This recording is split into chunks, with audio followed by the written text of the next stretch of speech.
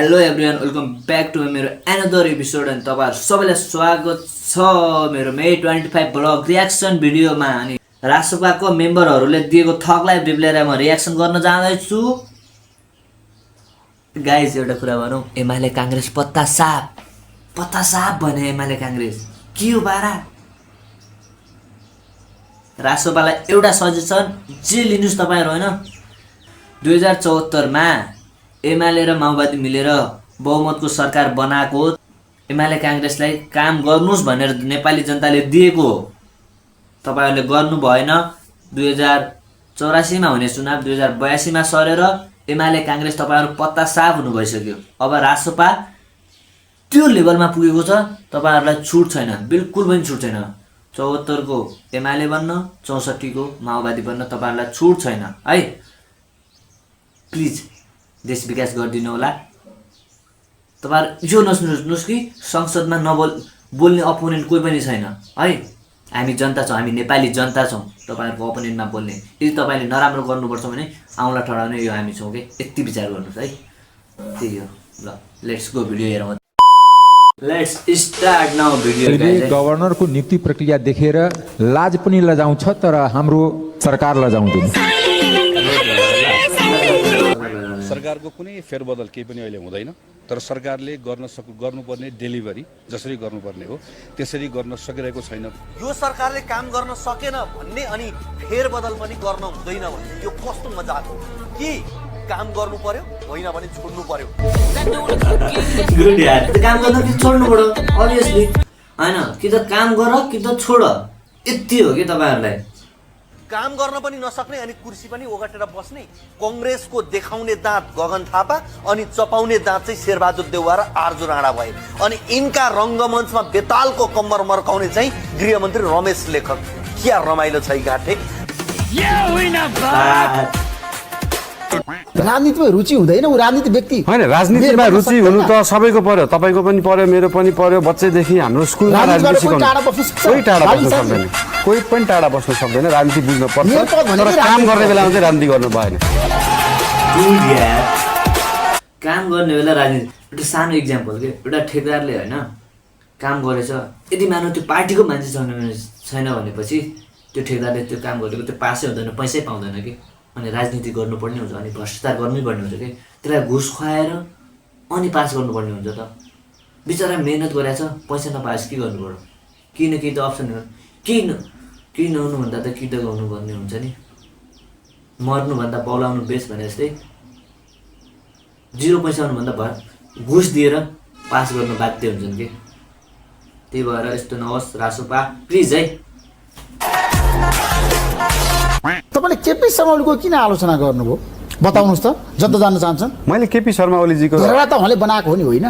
त्यो धरहरा होइन, त्यो धरहरा किन होइन? पछाडि धरहरा किन होइन त्यो यार, धरहरा हो के बालेन्दाई के भन्छ बालेन्दाईको। पछाडि जुन भत्कियो, जुन चाहिँ इँटा सुर्खी माटोले बनेको संरचना थियो, त्यो धरहरा हो। अनि त्यो धरहरा किन विदेशीहरू हेर्न आउँथे भन्दाखेरि नेपालीहरू कस्तो अजङ्गको मान्छे रहेछन्, यिनीहरूले त इँटा माटो र सुर्खीले चाहिँ 13 तल्लाको भवन बनाए भनेर हेर्न आउने हो नि त।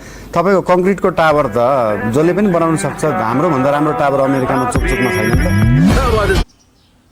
उ यार मलाई पनि धरहरा किन बालेनले धरहरा होइन भने, धरहरा त धरहरा हो नि गाइज यार, होइन भन्ने थियो कि। अहिले म क्लियर भयो कि किन धरहरा होइन।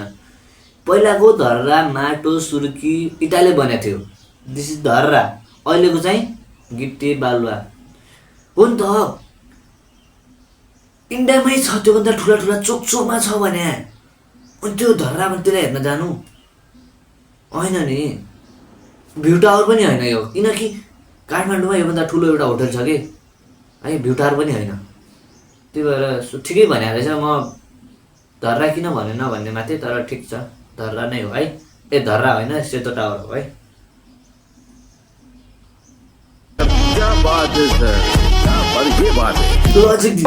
कति पैसा दिनुभयो जेनजीहरूलाई अथवा घाइतेहरूलाई ठ्याक्कै भन्दा? अब त्यो त अब ठ्याक्कै यति चाहिँ नभनौँ, अब जो सबैलाई पुग्ने यो उपत्यका भरि त सबैलाई पुग्नेलाई सबैलाई त्यो पैसा कहाँबाट आयो? अब त्यो पैसा ब्याङ्कबाट आयो। माई गॉड ब्याङ्कबाट त हुने हो काँडा हुने हो यार सुरुमा तपाईँले मात्रै हेल्प गर्नु सहयोग गर्नु सुरुमा त मै हो ब्याङ्कको पैसा झिकेर दिनुभयो मैले ब्याङ्क निक्ले नि भाइ तँलाई उचार गर्नु, आशिष ब्याङ्कबाट टिप्नु भएन निकाल्ने ब्याङ्कबाट हो क्या रिसिकी हुम्लामा गएर बस्नु न म जाँदैछु एउटा पुल आज रहेछ जाँदैछु जानुस् त ढुङ्गाबाट जोगिनुहोस् ढुङ्गाबाट खसेर टक्लक ढुङ्गा झरेर टक्लक चाहिँ भिरबाट लडेर चाहिँ मान्छे उठेर चाहिँ कहाँ गायब हुन्छ थाहा हुँदैन कर्णालीमा यो रियालिटी हो है